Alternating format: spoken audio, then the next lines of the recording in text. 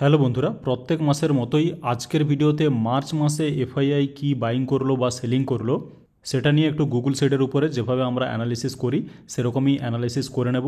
আমাদের চ্যানেলে যারা বেশ কিছুদিন ধরে আছেন তারা অলরেডি জানেন যে আমরা এখানে কিভাবে গুগল শিটের ডেটাকে এক্সট্রাক্ট করে অ্যানালিসিস করে দেখি যে কোন কোন সেক্টরে এফআই ফোকাস করছে। দেখুন, এফআইআই যদি কোনো একটা পার্টিকুলার স্টক কিনছে সেখান থেকে কিন্তু তাদের যে ভিউ মার্কেট নিয়ে সেটা কিন্তু বোঝা যায় না যে একটা স্টক কোনো কারণে কিনেছে, আর সেখান থেকে অ্যাকচুয়ালি সেই কারণ বের করে আনা কিন্তু যথেষ্ট মুশকিল। কিন্তু আপনি যদি দেখেন যে এফআইআই কোনো একটা পার্টিকুলার সেক্টরে বাইং করছে তাহলে কিন্তু সেখান থেকে বুঝে যেতে হবে যে ওই সেক্টরের মধ্যে কিছুটা হলেও দম আছে এবং মোটামুটি আগামী দিনে গিয়ে ওই সেক্টর ভালো পারফর্ম করলেও করতে পারে।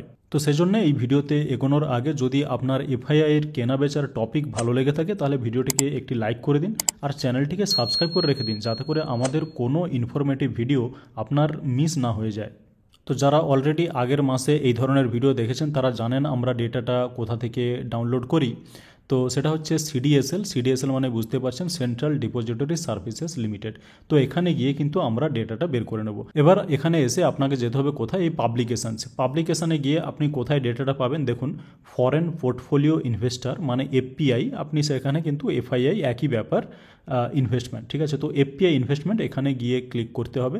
ক্লিক করলে এই ধরনের বেশ কয়েকখানা অপশান আসবে, তার মধ্যে আমরা কোনটাতে ইন্টারেস্টেড সেটা একদম প্রথম থেকে আমি দেখাচ্ছি, তার কারণ কিছু বন্ধু আমাদের চ্যানেলে এখন নতুন হতে পারেন, আগের যে ভিডিওগুলো যারা দেখেননি।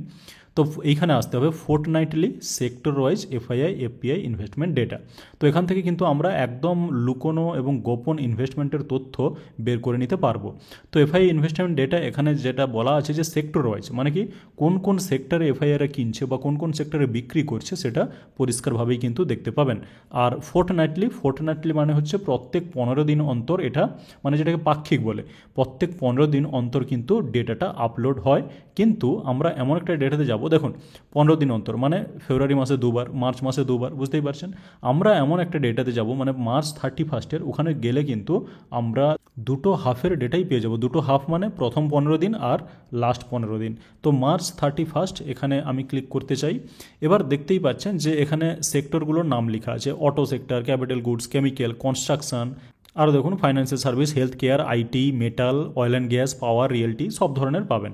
এবার এখানে যেভাবে ডেটাটা দেওয়া থাকে এখান থেকে কিন্তু অ্যানালিসিস করা খুবই মুশকিল, আর সে কারণে আমি এই ডেটাকে কোথায় নিয়ে নেব, আমি এই ডেটাকে এক্সট্রাক্ট করে নেব কোথায়, গুগল শিটে। এখানে এইটা হচ্ছে গুগল শিট, সবাই জানেন, ইউজও করেন।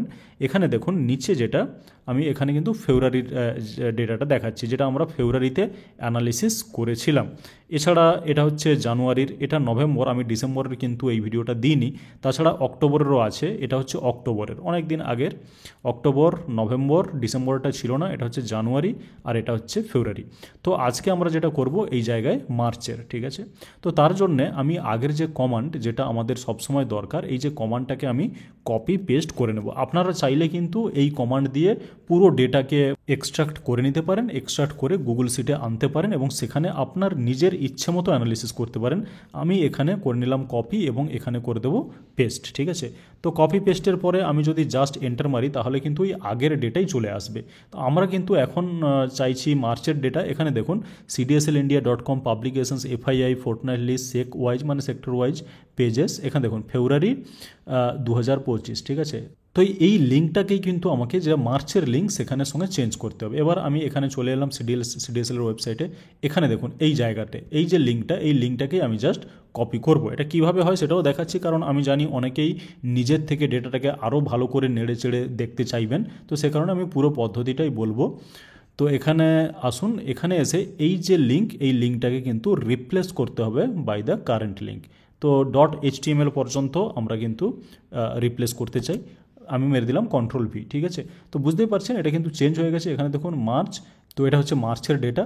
আমরা টেবিল 1 থেকে কি কি কলাম এক্সট্রাক্ট করব সেটাও কিন্তু এখানে দেখতে পেয়ে যাবেন, ঠিক আছে। কারণ এই যে কলামগুলো, এই কলামগুলোই কিন্তু কেবলমাত্র আমাদের জন্য ইম্পর্টেন্ট, মানে আমাদের যে অ্যানালাইসিসটা আমরা করে দেখতে চাই সেটার জন্য কেবলমাত্র এই কলামগুলো ইম্পর্টেন্ট, বাকি কলামগুলো কিন্তু কোনো দরকার নেই। এবার যদি আমি এন্টার মেরে দিই তাহলে কিন্তু দেখুন যে ডেটা লোডিং হচ্ছে অলরেডি, আর ডেটা অলরেডি চলেও এসেছে। এখানে কোনটা কি সেটা পরিষ্কার বুঝতেই পারছেন যে এটা যেটা, এটা হচ্ছে আপনার সেক্টরের নামগুলো। এখানে আমি কালারও করতে পারি, আমি জাস্ট একটু এটাকে বড় করতে চাই যাতে করে ক্লিয়ারলি সেক্টরটা অন্তত দেখা যায়। এখানে হালকা কালার কিছু দিতে চাইলে দিয়ে দিতে পারেন, বাস। এবার এখানে কি আছে, এই যে সি কলাম, এই কলামটা তো বুঝলাম যে সেক্টরের নামগুলো আছে।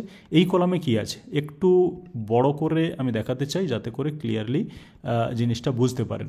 তো এই নামটা যেটা এখন দেখা যাচ্ছে না, আমি এটাকে একটু এখানে র্যাপিং করে নিতে চাই এই জায়গাতে। এবার দেখুন ক্লিয়ার বোঝা যাচ্ছে যে নেট ইনভেস্টমেন্ট মার্চ 1 থেকে 15 2025 সালের।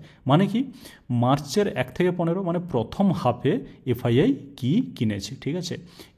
এটাকে আমি একইভাবে করে নেব টেক্সট র্যাপিং। এখানে দেখুন নেট ইনভেস্টমেন্ট মার্চ 16 থেকে 31 2025। এবার আপনি বলবেন যে 16 থেকে 31, 1 থেকে 15, ঠিক আছে মানলাম যে মাসের প্রথম হাফ আর দ্বিতীয় হাফ, কিন্তু এগুলো অ্যাকচুয়ালি এই দিনগুলোতে কী হয়েছে সেটা অ্যাকচুয়ালি ডেটাতেই লেখা থাকে। আমি জাস্ট এখানে হয়তো দেখিয়ে দিতে পারি কোথাও। দেখুন নেট ইনভেস্টমেন্ট মার্চ 1 থেকে 15 2025, এটা হচ্ছে এফআইআইয়ের যে নেট ইনভেস্টমেন্ট সেটাই। এবার এখানে এতগুলো কলাম ছিল, সেগুলো কিন্তু আমরা একখানা কলামে নিয়ে নিয়েছি, একখানা বা বলতে পারেন দুটো হাফের জন্য দুখানা কলাম, ঠিক আছে। এবার সহজে আইডেন্টিফাই করার জন্য আমরা আরেকটা জিনিস এখানে করে নিতে চাই। ধরুন এই কলামে গিয়ে আমি যেটা করতে চাই সেটা হচ্ছে কন্ডিশনাল ফরম্যাটিং। কন্ডিশনাল ফরম্যাটিংয়ে পুরো পরিষ্কার বুঝতে পারবেন যে পরপর দুটো মাসে যদি কোনোটা বিক্রি করা হয়েছে বা কেনা হয়েছে, তো আমি সে কারণে ইজ নট এমটিটাকে আমি করতে চাই লেস দ্যান, ঠিক আছে। তো লেস দ্যান যদি এখানে 0 হয় তাহলে সেটাকে কি করবে, লেস দেন 0 হলে আমি কালারটা দেব রেডিশ কিছুটা, এই কালারটা দিলাম, ঠিক আছে। মানে কি এই জায়গাগুলোতে সেলিং হয়েছে। এবার এটা আমি কাজটা ডি কলামেই করছি। ডি কলামে আমি এগেন দেব যে লেস দেন যদি এখানে 0 হয় মানে নেগেটিভ হয় মানে সেলিং হয়, তাহলে কিন্তু সেটা হয়ে যাবে এ ধরনের একটা কালার, ঠিক আছে। বাকিগুলো গ্রিন, আপনি যদি গ্রিন করতে চান তাহলে অবশ্যই করতে পারেন। একইভাবে কন্ডিশনাল ফরম্যাটিং এই জায়গাতে যদি আমি অ্যাড অ্যানাদার রুল করতে চাই তাহলে অ্যাড অ্যানাদারের জন্য আমি করব যে বিগার দেন, ঠিক আছে, greater than or equal two যদি 0 হয় তাহলে আমি সেটাকে কালারটা চেঞ্জ করতে হবে আমাকে, আমি এই ধরনের একটা কালার দিতে চাই গ্রিন, ঠিক আছে। তো এখান থেকে পুরোপুরি ব্যাপারটা পরিষ্কার। সেম জিনিস আমি এখানেও করতে পারি।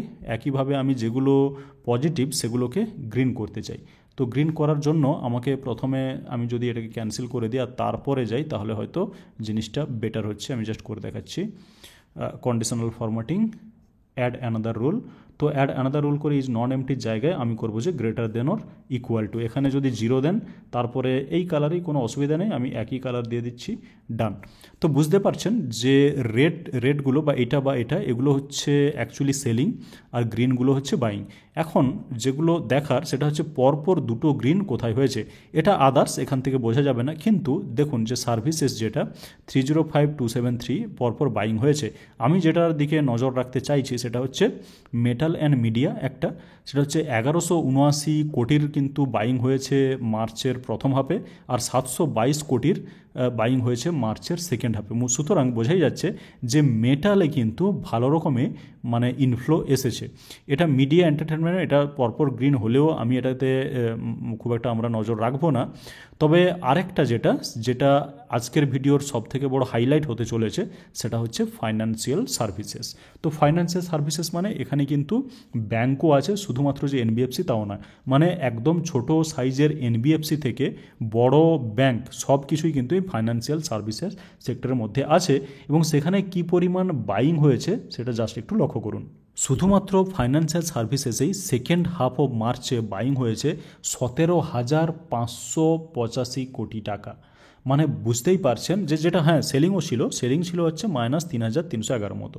তারপরে এই ধরনের একটা বাইং কিন্তু ক্লিয়ারলি বলে দিচ্ছে যে এফআইআর কিন্তু ইনভেস্টমেন্ট করার ঝোঁক যেটা এই মুহূর্তে মানে এরকম একটা আনসার্টেন মোমেন্ট যেখানে কিন্তু একদিন মার্কেট আপ একদিন মার্কেট ডাউন। রিসেন্টলি মানে যদি আপনি চার্টও দেখেন, এই যে দেখুন এটা যদিও এপ্রিলে হয়েছে লাস্ট কয়েকদিনে, তবে মার্চেও যে আনসার্টেনটি একটা ছিল সেটা আমরা সকলেই জানি। এবং এই আনসার্টেন সময়ের মধ্যেও কিন্তু এফআইআই লাগাতার মানে দারুণ রকমের একটা ইনভেস্ট করেছে ফাইন্যান্সিয়াল সার্ভিসেসের মধ্যে।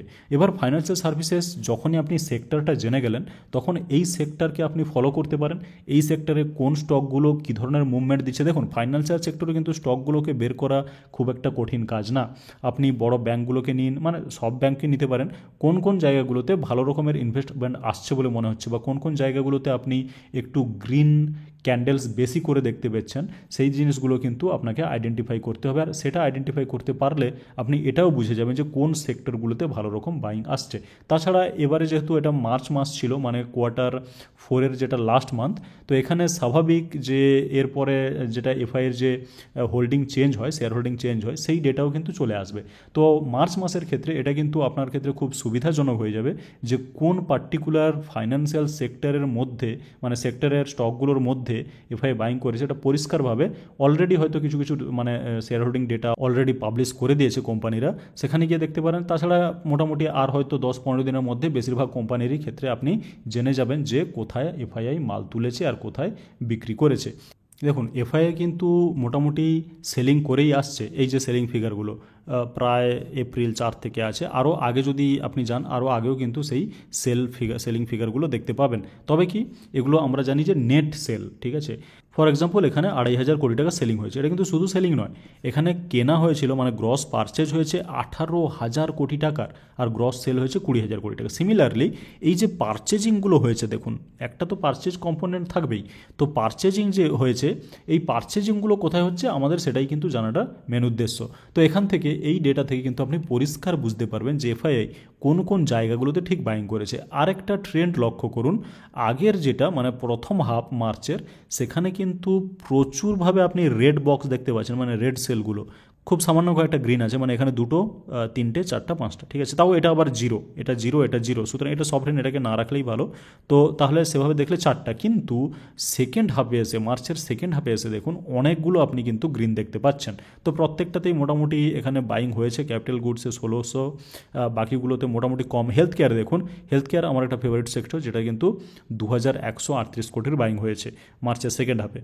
তো আবারও এপ্রিলের যখন সেকেন্ড হাফ হয়ে যাবে তখন আবার ডেটাটা চলে আসবে। আপনারা নিজেরা কিন্তু গিয়ে যখন এপ্রিলের মানে ফার্স্ট হাফের ডেটা চলে আসবে ওটা অ্যানালিসিস করতে পারেন। আমি কিন্তু সেই এপ্রিলের যখন একেবারে 30 এপ্রিলের পরে গিয়ে যখন পুরো মাসের ডেটা আসবে তখন অ্যানালিসিস করে আবার এভাবে ভিডিও দেবো। সেখান থেকে কিন্তু এপ্রিল মাসে এই যে একটা ভয়ঙ্কর মাস ছিল এপ্রিল, এখানেও এফআইআই কি বাইং করেছেন সেই সবগুলো কিন্তু জানতে পারবেন।